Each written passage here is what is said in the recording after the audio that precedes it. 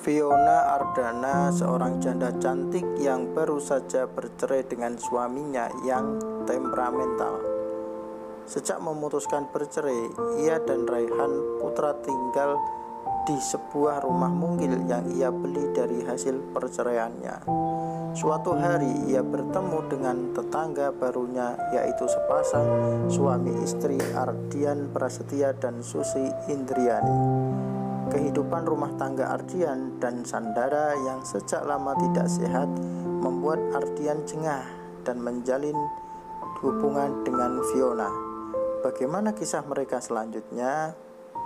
Dengan ini saya nyatakan Nyonya Fiona Ardana resmi bercerai dengan Tuan Januar Pangestu. Hak asuh anak yang bernama Raihan Akbar Pangestu berada dalam hak asuh Nyonya Fiona. Dengan ini sidang saya tutup. Hakim yang memimpin sidang hari itu mengetuk meja sebanyak 3 kali. Fiona dan Januar pun resmi bercerai. Fiona menggugat cerai suaminya karena suaminya mempunyai temperamen tinggi. Fiona kerap kali dipukul tanpa ada sebab. Tak hanya itu, Fiona juga sering diperlakukan kasar tiap kali berhubungan intim. Menolak ataupun tidak menolak, tak ada bedanya buat Fiona. Ia trauma tiap kali Januar menginginkannya. Hampir 7 tahun berumah tangga, akhirnya Fiona memutuskan untuk bercerai. Karena tak hanya dirinya saja yang menjadi sasaran kekerasan Januar, Raihan putra semata wayangnya juga ikut-ikutkan menjadi sasaran amukan sang papa. Untuk itulah Fiona berani mengambil keputusan untuk berpisah. Lebih baik ia dan putranya membuka lembaran baru kehidupan mereka berdua saja tanpa ada Januar di dalamnya. Fiona berdoa agar kehidupannya dengan sang putra Raihan berjalan mulus tanpa ada gangguan. Ada rasa lega dalam hati Fiona saat majelis hakim mengetuk pintu palunya. Tuhan, aku pasrahkan hidupku dan putraku ke tangan-Mu. Aku tahu Engkau Maha Tahu dengan apa yang akan kami hadapi ke depannya. Hanya satu pintaku, semoga hidup kami jauh lebih bahagia, ucap Fiona dalam hati saat keluar dari ruangan persidangan. Aduh, ucap Fiona hampir jatuh karena seperti apa yang menyenggol tubuhnya dengan sengaja. Saat dilihat ternyata Januar dan mertuanya tengah tersenyum sinis ke arahnya. Kuharap kau menyesali perbuatanmu dengan meminta bercerai dariku. Pergilah sejauh mungkin, jangan pernah kembali meminta apapun apalagi dengan alasan kebutuhan Raihan. Kau sendiri yang memilih pergi, ucap Januar datar tapi menusuk hati. Tentu saja, selama aku masih diberi napas oleh Tuhan, aku akan bekerja keras untuk putraku. Terima kasih atas tawarannya, sindir Fiona. Januar dan mamanya tertawa ngekek, mengejek. Semoga kaumu beruntung mantan. Januar dan mamanya pun segera beranjak pergi dari kantor pengadilan tinggi. Fiona untuk mengelus dadanya melihat kelakuan Januar yang tak berubah. Begitupun sang mama yang begitu membela kelakuan anaknya yang sudah melewati batas kewajaran. Fiona mengembuskan nafas dengan berat. Kini fokus Fiona hanya tertuju pada buah hatinya yang masih membutuhkan perhatian dan kasih sayang darinya. Ia juga harus bisa menjadi ibu sekaligus ayah bagi Raihan. Ia menatap jam tangannya dan ia bergegas pergi untuk menjemput Raihan di sekolah. Ia sudah telat menjemput putra tercintanya itu. Pasti saat ini Raihan tengah merengut kesal duduk di bangku depan kelasnya, dan benar saja Raihan terlihat bete saat dijemput oleh bundanya. Fiona membujuknya dengan mengajak makan siang di salah satu fast food ayam goreng kesukaannya. Sementara itu, di sebuah rumah sakit ternama di Jakarta, seorang pria berseragam hijau mengenakan surgiun cap dan juga masker keluar dari ruang operasi. Wajah lelahnya terlihat saat masker cap dibuka, keringat terlihat membasahi dahi. Seorang Ardi Prasetya baru saja menyelesaikan operasi peritonitis, yaitu peradangan pada lapisan dinding dalam perut. Tolong laporkan hasil lab dan juga periksa apakah ada abses di sekitar luka operasi. Titah Ardi kepada seorang perawat yang membantunya di ruangan operasi. Baik dok, ada tambahan lain dok? Sepertinya itu dulu untuk saat ini. Selebihnya kalian bisa WhatsApp saya. Ardi pun pergi meninggalkan ruangan operasi menuju ruang pribadinya. Tubuhnya yang sangat lelah. Sejak kemarin ia keluar masuk ruangan operasi. Kadang ia sering terlambat pulang karena mendapat pasien dadakan yang butuh segera dioperasi. Meski berat dan melelahkan, Ardi begitu menikmati pekerjaannya. Ardi mengangkat telepon dari istrinya Susi. Ia menghela napas sebelum berbicara dengan istrinya yang tengah bersikap manis. Sepertinya Susi tengah berbelanja, lalu kredit cardnya tak bisa dipakai karena sudah over limit. Ardi menebak kalau Susi pasti akan meminta dirinya membayari semua hasil perburuannya hari ini. Sayang, tolong bayarin belanjaan aku dong. Cuma 450 juta aja kok sayang, nggak banyak. Kartu aku udah over ucap Susi dengan gampang. Ardi tertawa. Sayang kok malah ketawa sih? Kamu ya telepon suami hanya karena maunya. Kalau nggak ada maunya, mana mungkin kamu telepon suamimu? Apa jangan-jangan kamu nggak ingat kalau di rumah punya suami ya? Sindir Ardi. Sayang, aku lagi nggak mau berdebat ya. Buruan transferin uang ke ATM aku. Aku tunggu sekarang juga. Oh iya, kalau bisa lebihin dikit ya. Love you sayang. Wah.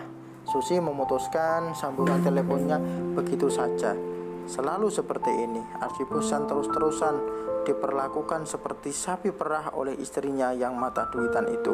Sejak menjadi Nyonya Ardian Prasetya, yang dilakukan Susi hanyalah belanja membeli barang branded yang entah apa kegunaannya, menghabiskan waktu di shopping mall, berhambur-hamburkan uang.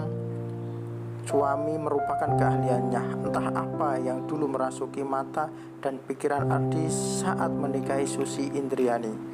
Apalagi kini Susi sudah masuk ke dalam grup wanita sosialita di Jakarta. Makin gencarlah ia menggunakan kartu kreditnya. Untuk itu Ardi memberi hukuman dengan membatasi limit kartu kreditnya. Tapi hasilnya kini yang menjadi jaminan membayar semua barang yang ia beli istrinya. Workshop, Papa work, Mama shop. Itu slogan yang selalu dikatakan istrinya. Meski jago dalam menghabiskan uang, ternyata Susi juga tak jago melayaninya di ranjang. Ardi kerap kali harus bermain solo tiap kali meminta jatah kepada istrinya setelah klimaks. Dipastikan Susi terlelap dan membiarkan Ardi menderita dengan gairahnya yang tinggi. Sebuah pesan dari Susi masuk ke handphonenya. Ardi dengan malas segera mentransfer sejumlah uang dan membayar semua belanjaan Suci. Makasih sayang, I love you. Ardi menghapus pesan dari istrinya itu. Ia berdiri menatap gedung-gedung yang menjulang tinggi dari kaca jendela. Ia bosan dan jenuh dengan kehidupan yang monoton seperti ini. Ia ingin benar-benar merasakan kehidupan rumah tangga yang sesungguhnya.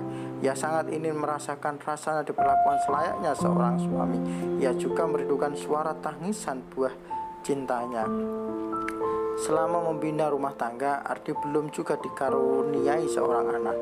Susi tak ingin hamil karena tak ingin mengubah bentuk tubuhnya yang sekarang.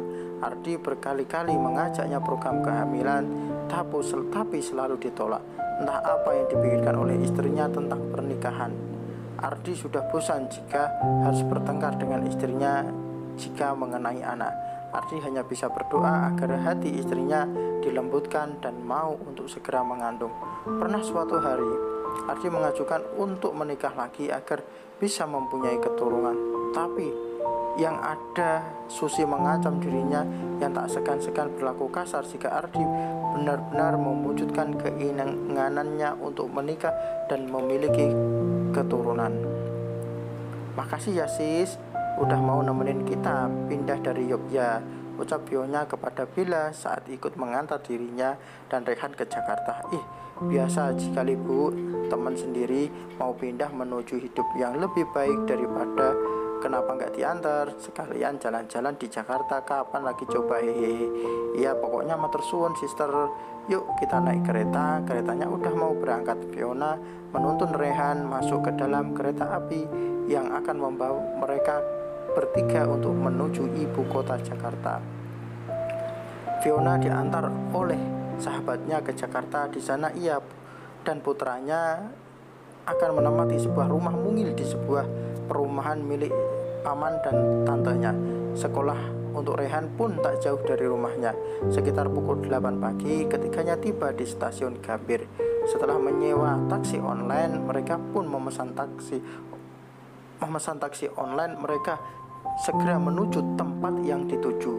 Barang-barang pribadi sudah lebih dulu diangkut ke rumah baru oleh paman. Fiona malah sudah tertata rapi. Fiona beruntung keluarganya mau menolong dirinya dan Rehan. Sementara itu, Susi yang baru pulang dari liburan singkatnya pun melihat kehebohan di luar rumahnya dari balkon kamar. Sepertinya aku punya tetangga baru. Menarik, ucap Susi sambil melambai tangan ke arah Fiona yang tak sengaja melihatnya. Fiona tersenyum ramah dan membalas lambaian tangan Susi. Sepertinya besok aku harus menyapa tetanggaku yang baru, ucap Susi berlalu masuk ke dalam kamarnya.